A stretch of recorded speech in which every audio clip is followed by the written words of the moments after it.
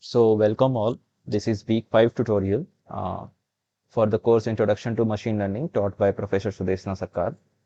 And logistic regression. This is a very famous classification technique, and the content covered in this course like a sort of covered binary classification example for our logistic regression. So I'll try also to cover some more types of classification, which are multi-class classification and multi-label classification, which are sort of useful in today's application. Okay. Also, I have included some important links or the useful links, which includes notes or these kind of things, some articles, which are useful for the content of in this week. So, though I'm not covering support vector machine today, but these notes by Andrew Yang are very good to have, like read for support vector machine. You can access it. I'll post these PDFs along with those videos. So this is an article on multi-label classification, and this is a book. You will get a PDF copy over here. So this is a book which will help you implement these things via Python. And specifically in Python, you will be able to do it via scikit-learn library. So scikit-learn is a famous library which uh, uh, gives you a lot of like inbuilt functions to implement these things, and your task sort of becomes easy. Okay. So I'll begin.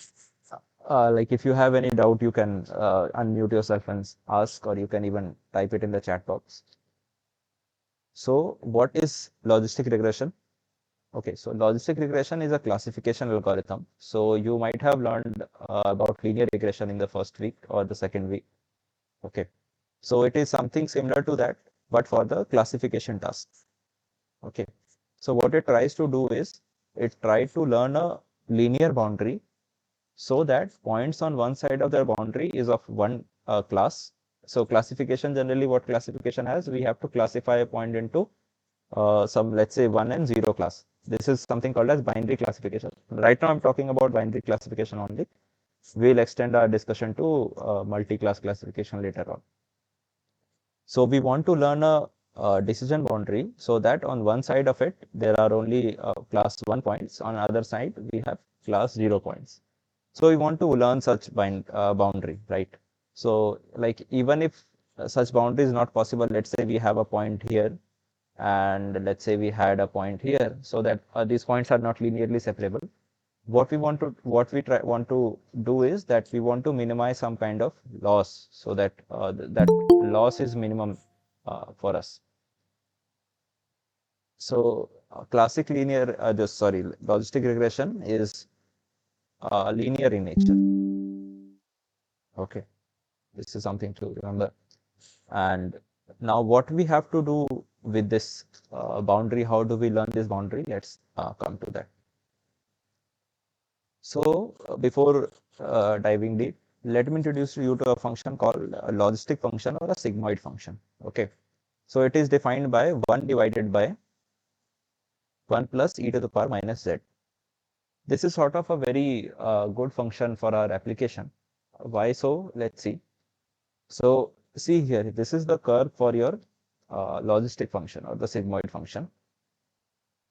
Okay, these are same name for the like two different name for the same function. So you see, like this point is 0. Whenever the like the value that we are getting is positive, okay, then the value of this sigmoid function is greater than equal to 0.5.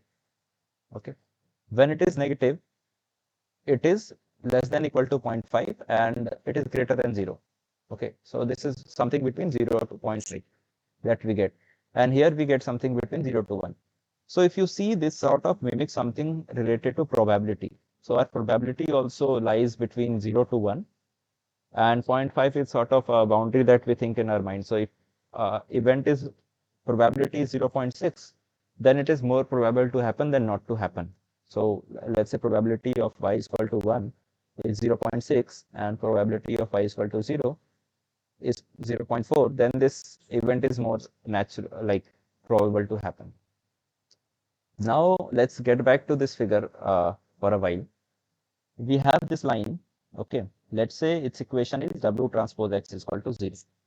So this W will be something like W1x1 plus W2x2 plus B, this B is also included in this W transpose only, is equal to 0. So this is equation of this line. Now if your W vector is this way, then anything like if you take this point, let's say this is x1, x2, okay, and let's name it as xm, let's say. So W transpose of xm, if you take, this would be greater than equal to 0. So point on one side of your line is always, if you put it in the equation of line, you will get value greater than equal to 0. Okay. And if you put it on the other side, you will get value something less than equal to 0. So if this is your line, if you put your values here, you will get greater than equal to 0. And if you put it less than, so you'll get less than equal to 0.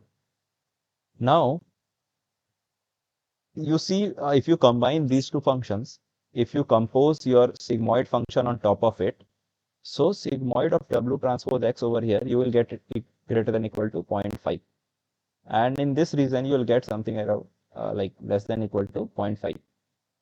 So we can associate this quantity with the probability. This is what basic idea of logistic regression is. Like this is what we want to do. Okay.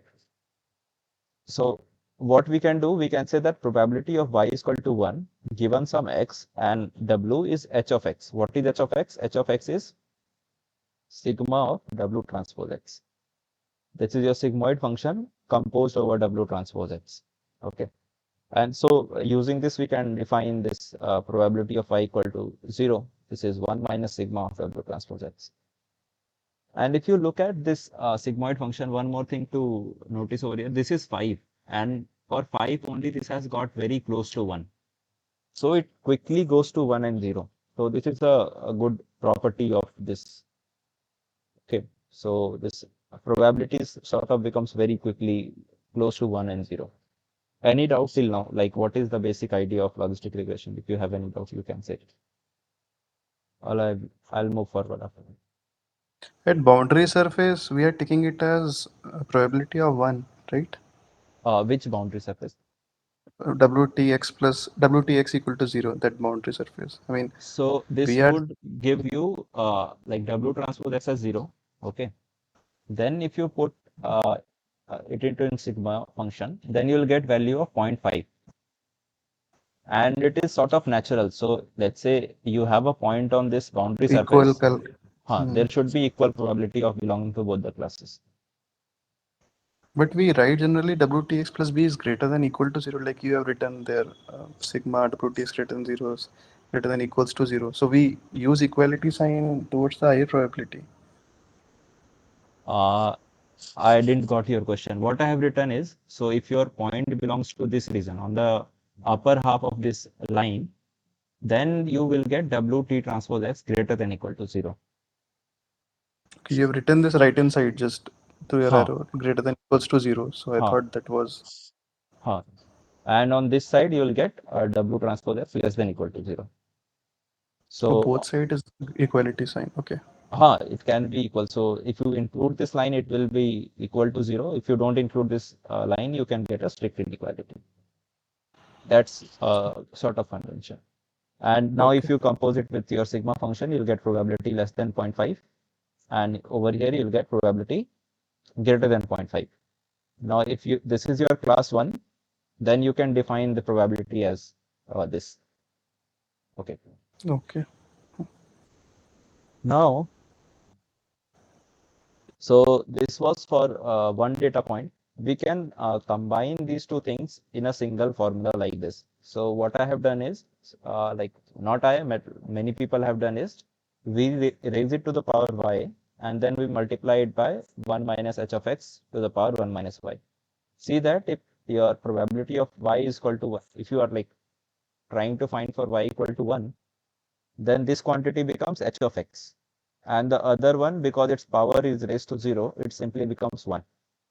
So this becomes nothing but whatever we had defined earlier. And for the second part also, like when your y is equal to 0, these things become 0. So the first component goes to 1. And the second component is y minus 1 minus y becomes 0. So this becomes 1 minus h of x. So this is same, right? So we can combine it together in this form. Okay, we can combine it like this. So this is something we do like so that we have one function that we have to minimize or maximize. Okay. Now this was just for one data point. This x was for one data point. Okay. Now when you want to train your model, this is for training. Okay. What you want to do is you want to maximize the combined probability of all the data points. So whatever training points you have, you want to maximize for all of them. So the combined probability is given by the product of all the probabilities over all the data points. So this M denotes over here the number of data points that you have in your training data set.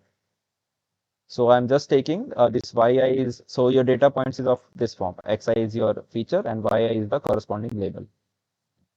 So what I want to do is I want to find a W which will maximize this probability for me. So like whatever data point I am having in my training examples, for that this estimate should be maximized. This is what I want.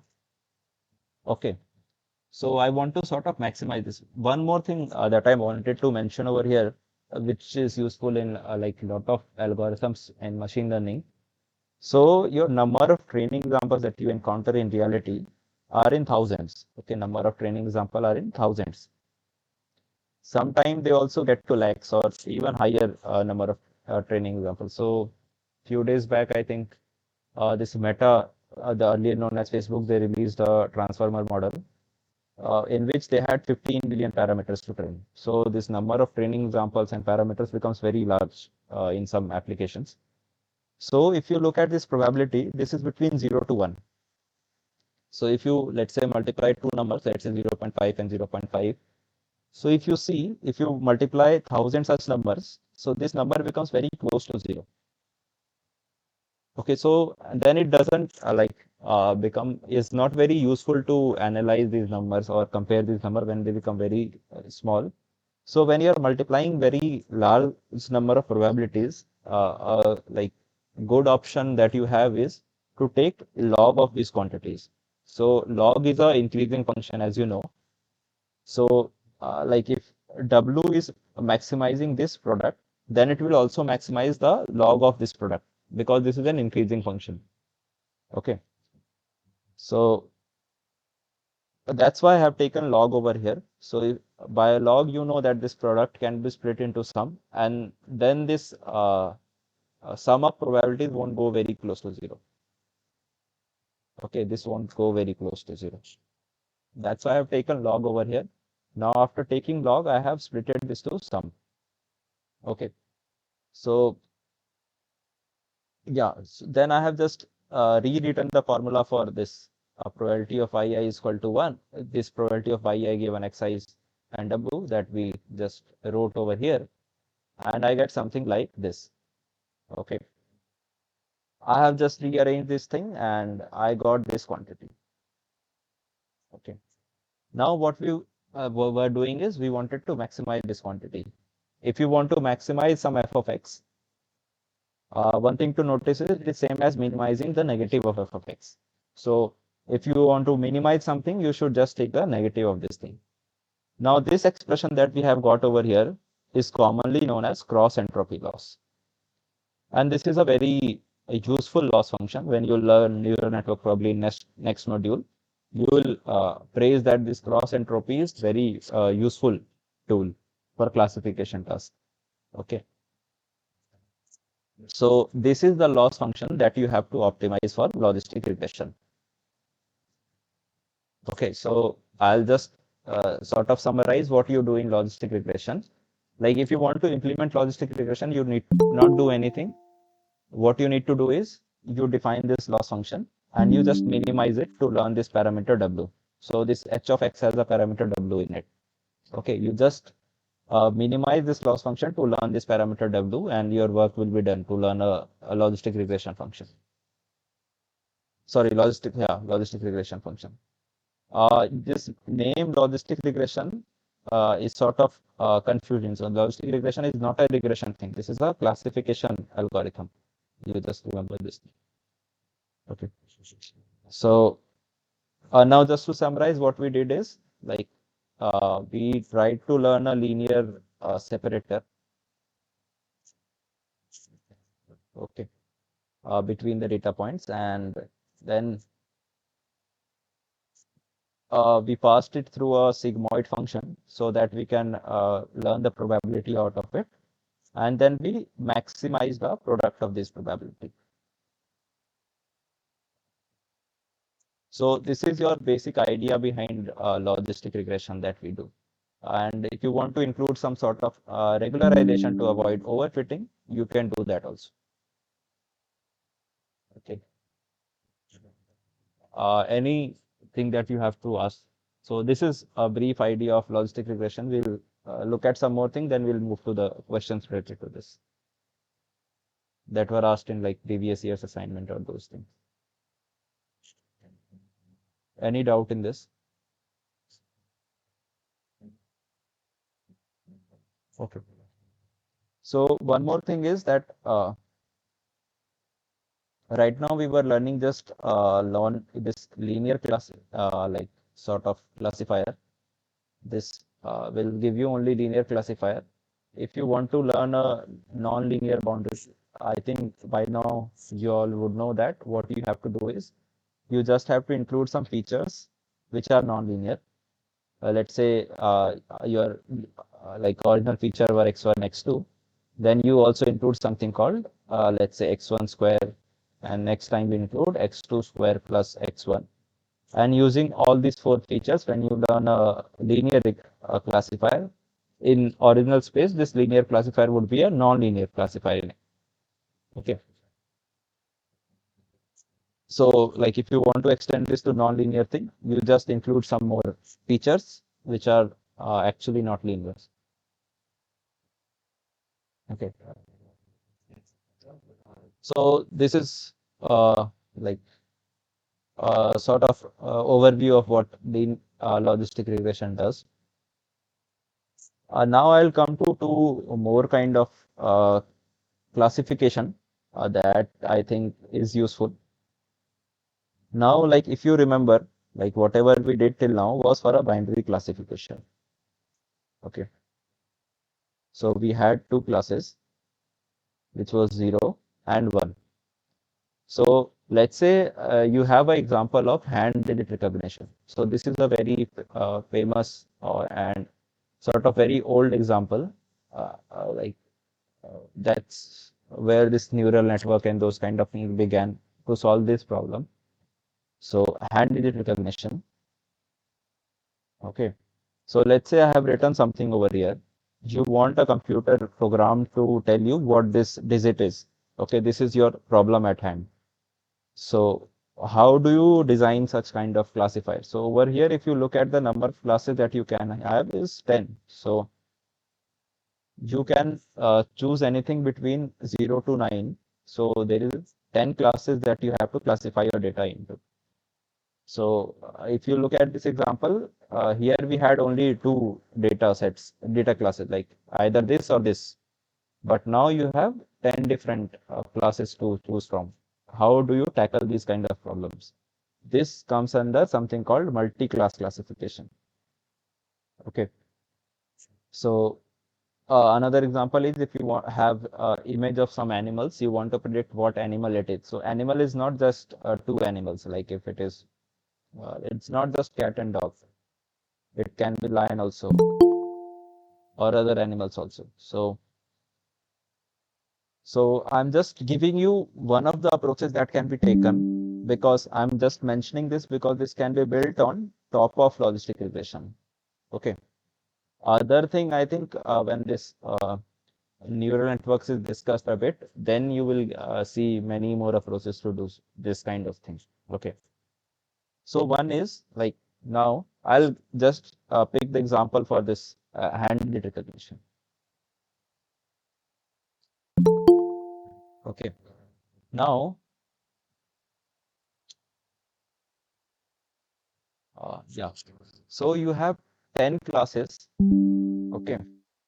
What you do is for every class, okay, what you do is like let's say for class 0, you create a new data set. How do you create a new data set? Like for all the training example with label 0, you make its label as, let's say, plus or 1 for that matter. And all other training example,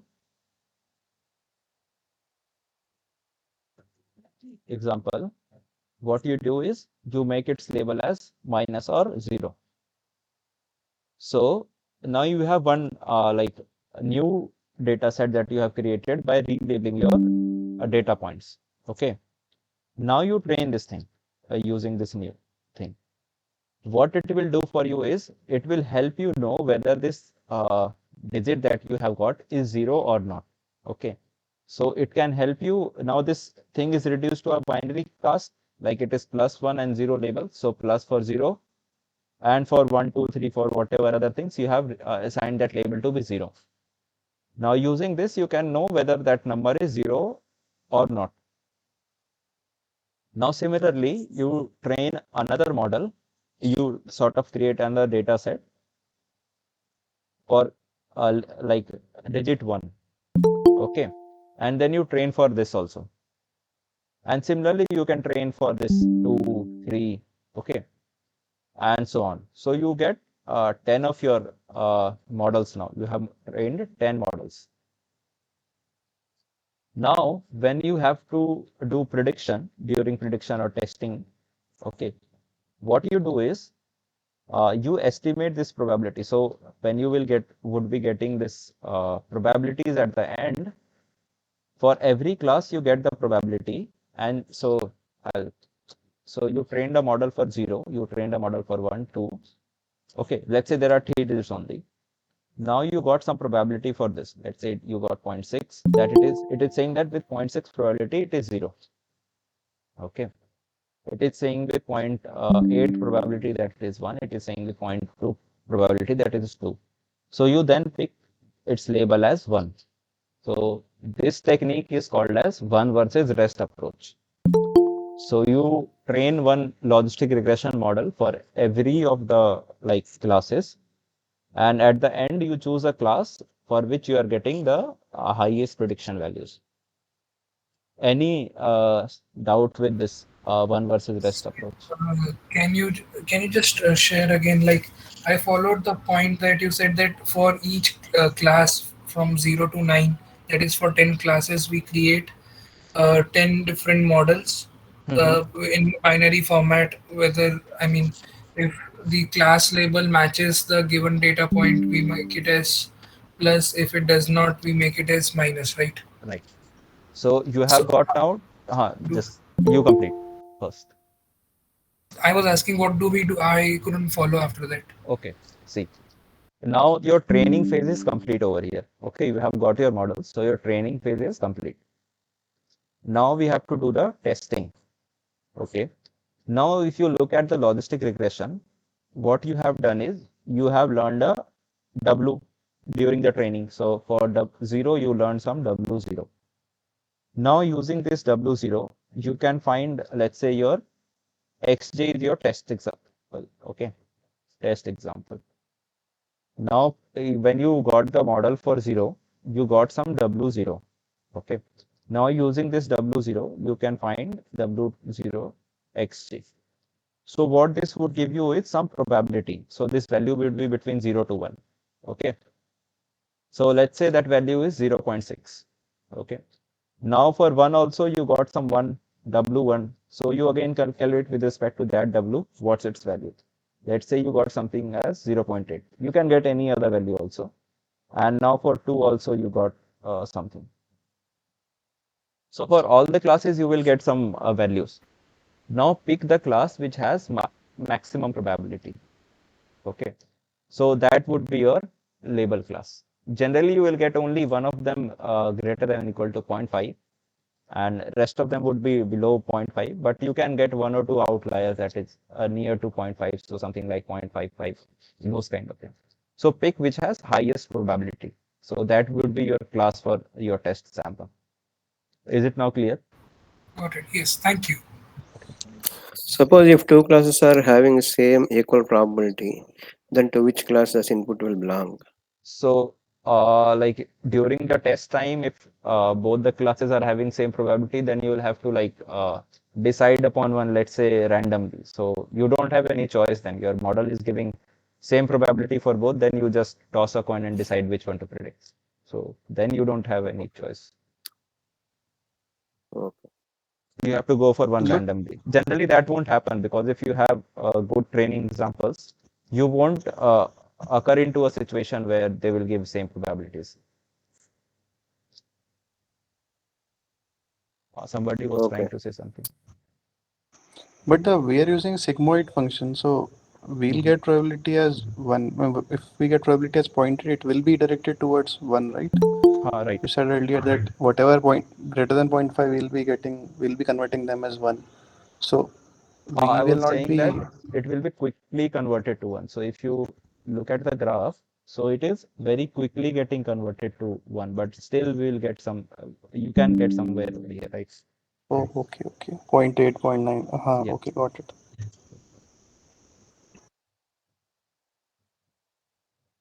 Okay, I'll just cover one more type of this thing, which is your multi-label classification. So what multi-label classification is, now in multi-class classification, during output you had to predict only one class. Okay, only one class. Now I'll give you example, then I'll define. Let's say you have a news article and you want to classify a news article. Okay, to what category it belongs. Let's say it can be political post. It can be related to entertainment world, your movies and everything. Okay, it can be related to sports. It can be related to science and technology, and so on. This list can go on. Okay. Now let's say one of the heading is government plan to boost use of AI, artificial intelligence. Like government is planning to boost the use of AI, and the article is something about this. So it is covering government policy also, and it is covering about some basic details of artificial intelligence also, what it is and how it can be used and those kind of things. Now, if you want to classify this kind of document, then this document sort of falls into both these categories. It is a political post, it is a political news article also, and it is related to science and technology also. Okay. So when we want to label this kind of text, we want the label to be both of them. So the label should come as both. So it is political as well as science and technology. But when we look at our example that we covered above, there we could only get one output. Okay, so that was multi-class, and this is what is called multi-label classification. So a single data point can be classified to more than one class. Okay, this is something called multi-label classification. So we can use logistic regression again to do multi-label classification also. That's why I thought of covering this. Another example over here, this is I have taken from IMDb sites. I think yeah, IMDb, which gives you movie rating. Okay. So if you look at the movie Dangal, it has categorized into three categories. It is an action movie, it is a biography, and it is a drama. Okay. So again, so this is also an example of multi-class classification. Sorry, multi-label classification. So people are already doing it. Okay. So what we can do is one is one versus rest again, and others I think it would be better to talk after you know about neural networks. Okay. So now again we will do the same thing. One versus rest is what we have to do. So for each class, train a model for each class. Okay. For each class. Now during the change that we get is during the prediction time. Okay. Now during prediction, what we have to do is like uh, we can fix some threshold. Okay.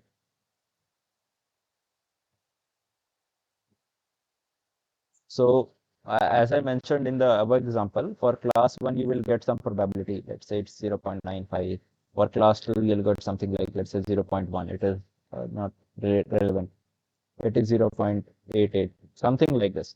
Then you can say that if my probability is above 0.8, I'll classify this data point to that class. So in this example, let's say if I chose 0.8 as a threshold, then I'll say that this data point belongs to my class 1 and class 3. This is what we do for multi-label classification. Is it fine?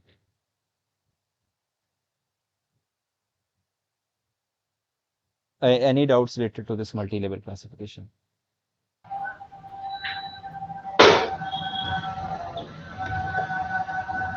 Somebody unmuted. Yeah, I don't. Yeah. So, this link that I have mentioned over here, this book, Hands-on Machine Learning with Scikit-learn and TensorFlow. This book's chapter 3 has this classification, logistic regression covered. So I think you can spend some 30-40 minutes just to train a basic model on logistic regression. Then things would be more clear what kind of problems we encounter or like what kind of issues that we see while implementing. That thing would be more clear when you try to implement these things. So this is sort of very applied, being used in nowadays. So just going through the theory won't help you a lot. So I think you should apply. So this book, if you will open, you will see small snippets of code also written that you can see like how to code and how to use those things. And it has some basic, very basic theory also written behind it. So this is a good big book to like sort of practice about. Okay, now I'll come to the questions from last year's assignment. So, okay, now if you look at the discussion that whatever we had, I stopped at the loss function. I sort of found the loss function for logistic regression and I stopped over here because most of these algorithms follow the same approach. So when you want to update the weight, what you do, weight is equal to old weight minus some alpha time gradient of loss. This is what you do.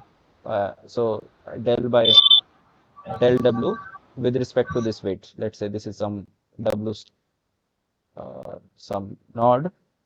So this is generally what we do. This is gradient descent. So this was the approach used in logistic regression. This is what we are using in linear regression also. You will be using the same approach in neural networks also. So this is a very common approach that we do. Now, when we have to calculate this gradient, that what does it mean? We have to find its derivative. Okay. Now, this sigmoid function has a very unique derivative. So like this derivative can be written in form of this function only. So if you are defining this function, let's say when we are trying to implement it in Python, if we have defined this function g of z, then its derivative can also be written in form of g of z only. So this is a special property. So let's try and like derive what its derivative is. You all guys can also try on notebook. Link in chat. Gautam, what you can do is, if you will, I'll probably show you how to reach to this links towards the end of this. Okay, link I'll share in chat. Towards the end, I'll show you how to reach the chat. Okay. Now, g of z is defined as 1 upon 1 plus e to the power minus z. Okay. Let's try finding its derivative. This is just a simple one. So its g dash z is given as, so its denominator would be 1 plus e to the power z square, right? And so now derivative of this thing, so it would be, sorry, minus 1. And now derivative of the denominator, so it is minus 1 into e to the power minus z. So what we get is e to the power minus z D. by, Answer is D. answer is D, right? So now if you just split it into two parts, 1 upon 1 plus e to the power minus z into e to the power minus z by 1 plus e to the power minus z, you can rewrite this part as 1 minus 1 upon 1 plus e to the power minus z, right? And this part as it is. Now if you see, this is g of z into 1 minus g of z. So the D part is the correct answer. Okay. Okay, this was another question that is asked. These are very simple question. I want you people to answer. So it says that what should be an ideal complexity for the curve which can separate these two classes, right? So it is very clear that if you just separate it by a linear curve, this is an outlier point, okay, and you can separate it by a linear separating line. So linear is the correct answer for this. Won't the Gaussian surface be much more corrective given in the options? For this sort of example, I don't feel so, because it is very simple to like just separate it via a linear curve, and the points over here also don't look very much like Gaussian. Still, you can like approximate a Gaussian with mean here and some variance. Mm-hmm. You Yeah. can approximate, but yes, this side it is not very like Gaussian kind of thing. But linear is like, if you can do it via a simpler function, it is always better to do it via a simpler function, because it would avoid overfitting. Overfitting. So this is, you can Okay. definitely Gaussian would also be able to do this, but yeah. Now it says that there are two statements. Logistic regression is used for regression purposes, or logistic regression used for classification purpose. So as I mentioned, this is a classification algorithm, not a regression algorithm. So this is only 2 is correct.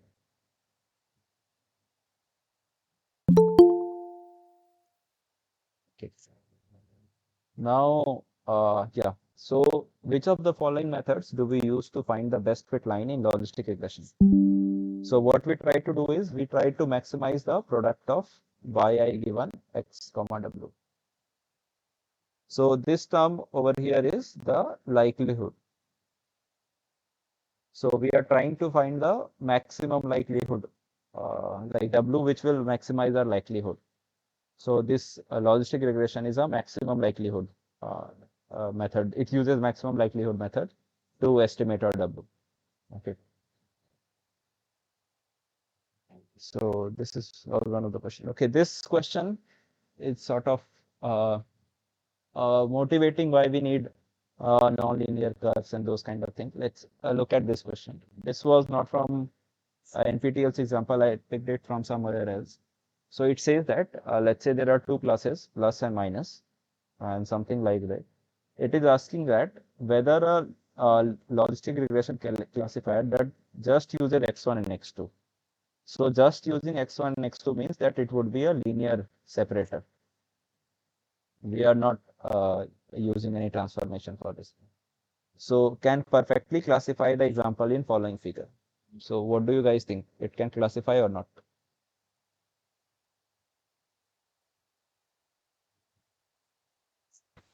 So if you draw a line, right, so it can separate both these classes. So if you can separate two classes with a line, then this logistic regression can classify, can perfectly classify the examples. So its answer is true. Now what it is saying is, the second part is something that you have to look. If we change the point for x is equal to 0 and x2 is equal to 0 from plus to minus, then does there exist like perfectly classifying linear regression? So what it is suggesting is, we shift this plus to minus. Then can we find a like? No. No. So this example that we have got is for an XOR function. So in next class, probably next module, I like, if I remember, you have to do neural networks. So when they introduced a single perceptron, like only one function perceptron, then they were not able to do something like this. This is called an XOR function. So XOR you can't perfectly classify using this kind of things. This is what motivated to look for deeper or multi-layer perceptron that you learn in next class. So now again, for this kind of example, you can find a non-linear separator, right? So you can modify your x1, x2 such that you can get new features out of it and then classify this problem also. Sir, one thing that I wanted to know, like in the first example, where we said that yes, the logistic regression, I mean linear separator is working fine. I remember that, I'm not sure, but madam used to tell that if the points are closer to the line, then they appear to be approaching towards the line. So it may not be a very good classifier. However, if the points are away, then only we can say it's a good classifier. So in this See, case, like, plus and minus, the two types of points are close. So is it still true? I mean, see, that's what is motivation for support vector machine that you heard ma'am saying. So I'll just mention it, but I sort of didn't cover today because everything was not possible in 1 hour. So what happens is, let's say this is your example. I'll just draw one example set. This is, let's say, your minus set. Okay. And this is your plus set. Okay. Just some random points. This is your plus set. Okay. Now, if you look at this curve, okay, and if you look at this function, there are two lines that I have drawn. Now, if you look at this first one, I'll just change the color. Right.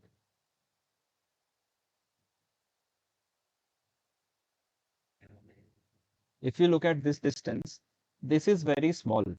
So, like if point is over here, if we get some test sample over here, let's say we get some test sample over here. So you see that the closest point to this is some negative point. Okay. It is very far from these orange points, but this classifier will predict it as a positive class. Okay. So this is not a, so that's why we say that this light blue colored thing is not a very good classifier.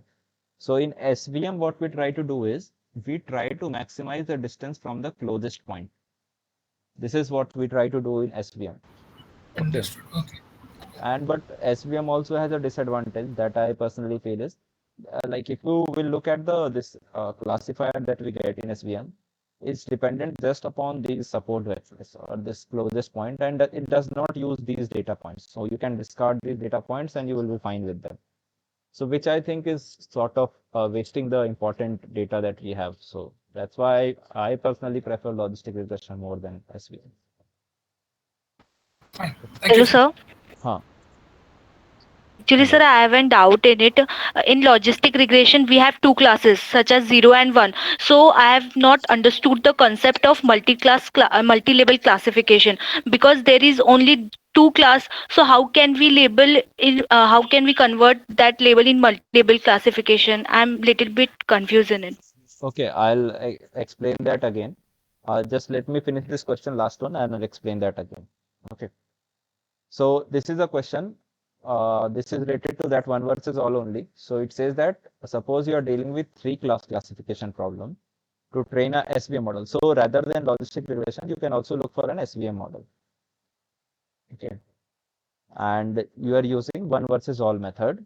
How many SVM models you need to train? So as I mentioned, for every class, you need to train one model.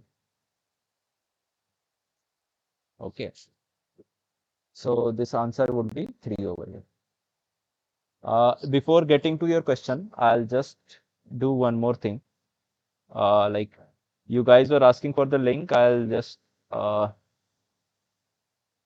show you how you can reach the link. Okay. Just a second. So this is my screen, and this is this year's course, right? This is your this year's course. If you look, there is an option. This is Swayam's homepage. Okay, this is your uh, this open. Okay, Introduction to Machine Learning course. If you go to problem solving session, uh, you just open this problem solving session, then you'll get a page something like this. You can click here, and you will be redirected to an Excel file. Okay. Now, if you look at this, this is my session, Pinto Kumar, week 5. You can click on this link. You will reach an like folder. So here you have all the week's slides available. So week 4 is here, week 3 is here in PDF formats. So like right now I haven't uploaded any link, like I'm just writing right now, so I can't upload before that. So I would be uploading in half an hour or so after this session gets over. So you can access this file from here, and in that you will get this link over there. You can also get those videos that other TAs are doing or any past videos from here. Okay, so yeah. So now getting back to the question that was asked, I'll just So just to confirm, you will be posting the books PDF that you mentioned also over there. Yeah. So Okay. just a second, I'll show you what you have to do. I'll be posting a PDF link to this file that I have whatever I have written. In this, you Okay. have a link, so you can just click on it Okay. and you can reach to the PDF. Thank you. Okay, now like answering the question on multi-class classification. Okay, I'll take an example to explain this. So let's say there are this is an hand digit recognition problem. Okay. Now in hand digit recognition, what you do is you have a digit written over here. Let's say 1. You have to predict what digit it is. Let's say this is 8. Handwritten digits. Okay, so you take photos of handwritten digits, and you have to see what it is. It is 8, something like this. Okay. Now there are 10 classes, that is 0, 1, 2, 3, 4, 5, 6 till 9. Okay. You create a new training data set. Okay. Whoever was asking, just see to it. In this data set, you relabel the points. Okay, so you change the label of the points. So you want to make this multi-label data set as a binary data set. How you do that is, for all the data points which have label 0, you label them as positive class. Okay, so all data points with label 0, you label it as positive class, and all data points with label other than 0, you label it as negative class. Okay, now using this new data set, you train a model, train a logistic regression. Okay, now when you have trained this logistic regression, what this model can tell you is, if you, let's say, have a new digit, something like this. Okay, now what this will tell you as whether this data point is 0 or not. So now this model that you have trained is a binary. Okay, what this binary model is telling you, if the data point is 0 or it is not 0. So first of all, you will pass this new data point through this model to know whether it's 0 or not. Okay, and if it is 0, it will tell you with certain probability, with certain surety, that it is 0 with probability 0.6, or it is 0 with probability 0.8. It will tell you something like this. This is how logistic regression do. Now you will create another training data set. 2. Okay, in this, all data points with label 1, you will make them positive, and other than 1, you will make them negative. Okay, now you train again a new model. You have got a new model again. So this will tell you whether the data point is from label 1 or not. Okay, this way you can create one like separate models for each class. Got it, sir. Thank you. You got it, like how you have to do. Yes. So then you can know like which class you have to create. Anybody else Yes. has any Right. doubt?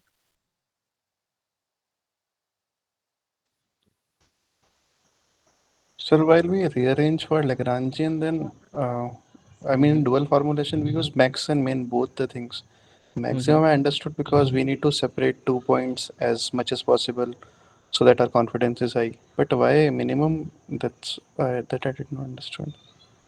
So this function that you had was a minimum of omega square, right? This is what you had to Yeah. do, if I'm not Mm-hmm. wrong. And you had Yes. some constraints.